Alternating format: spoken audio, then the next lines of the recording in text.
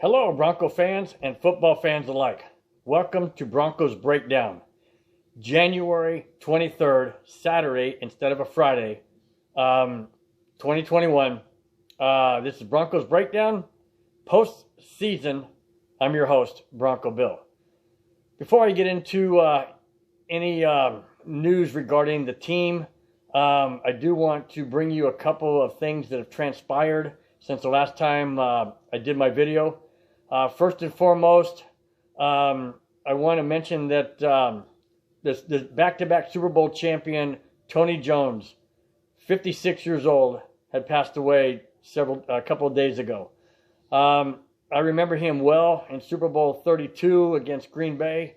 Outstanding. I remember him coming out of the tunnel and just nodding like this to the crowd back and forth, acknowledging the fact that he had finally made the Super Bowl and the feeling and the joy that he had. My heart goes out to his family. I never met Tony Jones, but I felt like I knew him just from obviously being a Broncos fan and watching him play in Super Bowl 32 and then again in Super Bowl 33. So I want to take a moment of silence, if I could, for a few seconds, and just in memory of the late Tony Jones.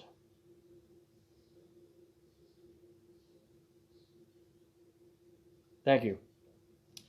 The second Bronco news was the awesome backup quarterback for the Denver Broncos for so many years behind John Elway, Gary Kubiak, who went on to be the offensive coordinator for the Broncos, and then went on to be the head coach for the Houston Texans, and then back to the Broncos to be head coach and win Super Bowl 50.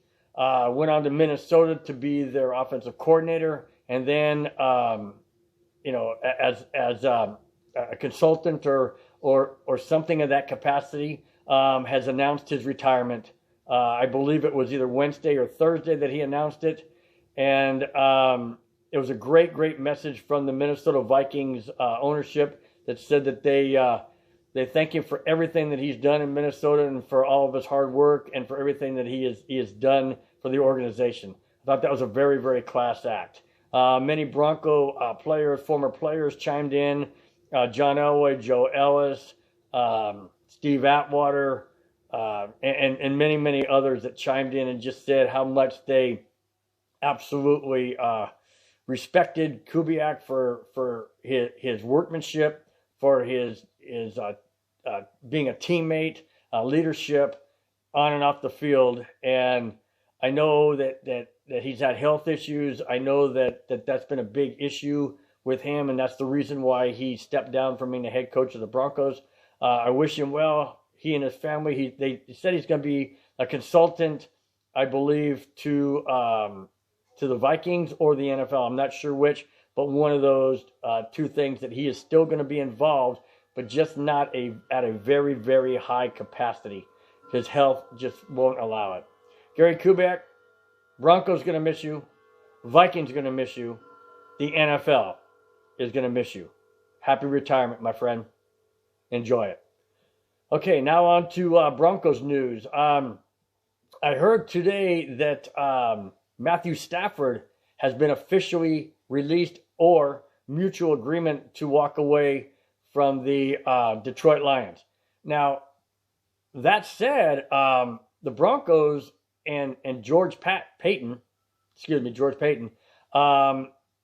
in my opinion, again, it's my opinion, I haven't heard anything, I feel they need to go after Matthew Stafford, and I'll tell you why. Drew Lock needs some veteran to push him.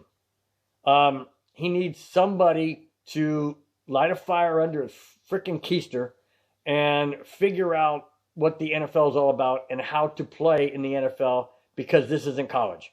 He needs to grow up. He needs to learn. And if he wants to be the franchise quarterback, he better do it come 2021 season. So a player like Matthew Stafford, who can read the offense as far as offensive line and blocking schemes and know where the hot reads are coming from the defense, a blitz, an outside pass rush, a double team on a hot receiver. Matthew Stafford is good at that. Okay, guys, I know what you're saying. I'm going to address that. Yes, he did not prove to be a great or franchise quarterback in Detroit, but he did make players around him better. He made receivers better. He made running backs better. He made tight ends better. He didn't have a great team, a great coaching staff, a great organization. If he comes to Denver, he's got George Payton as general manager. He's going to have Vic Fangio. He's going to have Pat Shurmur, and he's going to have continuity that this Bronco team hasn't had in many, many years. We've turned over offensive coordinators and defensive coordinators like we turn over, I don't know, a pillow at night. We've done it way too many times, and we need to have consistency and continuity, which we haven't had since Gary Kubiak and Rick Dennison and the whole Broncos Super Bowl championship of Super Bowl 50, including Peyton Manning, who had been here for 4 years. The consistency hasn't been here since then. We need to have consistency and continuity. And it starts with a guy like Matthew Stafford, who can come to Denver, who can light a fire under Drew Lock. And if Drew Lock can't hang and he can't muster what needs to get done, then kick him to the curb. Let him go. Trade him away. Do whatever. But Matthew Stafford is an easier commodity. And probably because he is a free agent or released, it's going to be a lot cheaper than Deshaun Watson. I don't want Deshaun Watson because I know it's going to cost the Broncos a mint. And I don't want that. The only way I want the Broncos to mortgage the farm is to get Trevor Lawrence. But that's not going to happen. So, guys, forget Trevor Lawrence. Forget Deshaun Watson. Let's get Matthew Stafford. Let's bring him into orange and blue. And let's watch him materialize and be a great quarterback. Is he the Broncos' future? Absolutely not. But, guys, we need to turn around these past 5 seasons that we haven't made the playoffs. And we haven't even had a winning record. We haven't even been 8-8. So we need somebody who can get us to 8-8. And I know that the NFC North would be very, very happy to get rid of Stafford because he's probably burned a lot of teams like the Bears and the Vikings and the Packers. So they'd be glad to get rid of him. And he would be coming to a team that has major weapons. Jerry Jeudy, Cortland Sutton, Noah Fant. And that's just 3 guys right there. So we have weapons. So we need to bring Matthew Stafford. Now that brings me to another point. What about Drew Lock? Well, in an interview that I heard from George Payton, he wasn't really too high when asked this question. Question was, is Drew Lock the answer, or are you going to go into the free agency market or the draft to get another quarterback? I'm paraphrasing, guys. That wasn't word for word, but I paraphrased it. His answer was, well, Drew Lock has talent, and he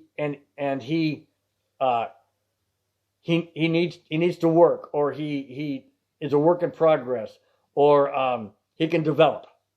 Those were his words. He can develop. Well, yeah. He's been trying to develop for the last 3 years. Hasn't worked. So can he develop? I don't know. I don't know. But what I do know is George Payton is not going to sit around. He's not going to sit around and wait for Drew Lock to maybe develop, maybe be a great quarterback. Right now, he's not even a good quarterback. He's average. He's up, he's down. He's up, he's down. Interception, fumble. Interception, touchdown. We don't know what we're going to get with Drew Lock, but we know what we're going to get with Matthew Stafford. So I'm pleading with the Denver Bronco brass. I'm pleading with George Payton. Do it. Pull the trigger. Get Matthew Stafford. Now. Get him now. Why are you waiting? Get him. They're not in the playoffs. You could talk to him. Talk to his agent. Do what it takes. Okay? That's all I'm asking. Do what it takes to get Matthew Stafford. And then see if Drew Lock can compete for him for the starting job. and then see where we go in 2021 with Matthew Stafford. I guarantee you guys, I'm not kidding. I guarantee you, we get Matthew Stafford, we're winning at least 9 games, maybe 10. He's that good. And he can be that good in orange and blue. All right, moving on. The Denver Broncos right now, apparently the NFL has said to all teams, not just the Broncos, but to all teams, that they're not going to allow OTAs or organized training activities. They're not going to allow that. They're not going to allow a lot of gathering by players and coaches. And I believe that the reason why they want to do that is they definitely want to keep what happened in 2020 to a very, very minimum. Now, if you remember last season, 2020, well, who can forget? A lot of teams, a lot of players either came in contact or had the virus, and it was coaching staff. Sometimes it was coaches and the coaching staff. Sometimes it was a head coach. With the Broncos, it was all 3 quarterbacks. There were times when teams like the Patriots were completely down, postponing games, pushing games back. The Steelers pushing games back. The Dolphins pushing. I mean, it's just they want to nip that in the bud, and they want to keep that from happening in 2021 because nobody knows when this pandemic's really going to end. I've heard it could end in September of 2021. Well, guys, football starts in July. And it actually starts earlier than that with the draft and then the OTAs, which they're not going to have. So they want to minimize it, and I understand it, and I get it. But here's the problem. With guys that need to develop, with draft picks that don't really know the NFL speed, the professional gameplay, they're going to be a step behind. They're going to be lost. So it's basically a hangover from 2020. But let's all get through it. Let's all get through it. Let's all just not have OTAs like the NFL office says we're not going to have. I'm not sure about preseason. I don't know. There's no word yet on whether or not there's actually going to be a 17-game season. That's been talked about. The new NFL season doesn't start until I believe it's May. Either May or June, but I believe it's May. When that rolls around, then we'll have more details. But right now, being the 23rd of January, we're still far off from the draft. That's not until April. And a lot of things could change, guys. Hopefully with these vaccine that's coming out and people being more conscientious of what we need to do to stop this doggone pandemic and get back to what we used to know as normal, then we all need to do our part. And if it means no OTAs, and if it means distant draft like we had last year, which was kind of fun. I really enjoyed seeing people's houses. I enjoyed seeing the activities behind them and the spontaneity of it. I like that a lot better than somebody just walking up on the stage and hugging Goodell and taking a picture and walking away. I really like that personal touch from people being at home or wherever they were. I like that. So if that continues again in 2021, great. I'm all for it. But not if it means that we're still in a pandemic come April, May, June, July, August, September, whatever. Let's get past this, guys. Let's get past this, and we'll all have a great 2021 year and a 2021 NFL season. Guys, you notice I'm wearing a Bronco shirt. I'm also wearing a Bronco hat. Again, that's because of the late Tony Jones. And, I was going to wear my Avalanche sweater. Avalanche won last night in overtime. They beat the Anaheim Ducks 3-2. And I was going to wear the sweater for that. But in memory of Tony Jones, I decided to wear a Bronco shirt and a Bronco hat. So thanks, guys, for watching. That's it. I'll bring another video hopefully on Friday. Anything breaks, then I'll definitely do one earlier. You guys have a great rest of your weekend. Enjoy the championship games tomorrow. It's Green Bay at home against Tampa Bay, and it's Kansas City at home against Buffalo. Enjoy it, guys. I'll talk to you next week. Take care. Bye-bye.